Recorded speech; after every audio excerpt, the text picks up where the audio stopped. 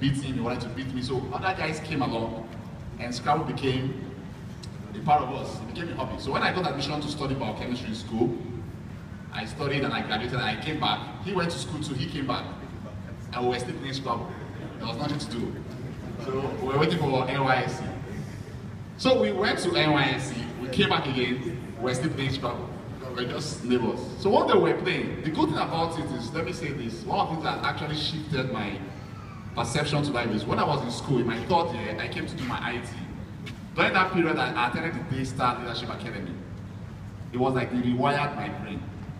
Just took my brain out and just changed the wires, check plugs. So I started seeing things different. So I was playing Scrabble with him one day and I said, this thing has helped us for how many years now? Why don't we just take it to schools?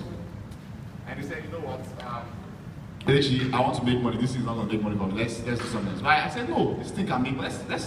There are possibilities in this. Why not just take it to one of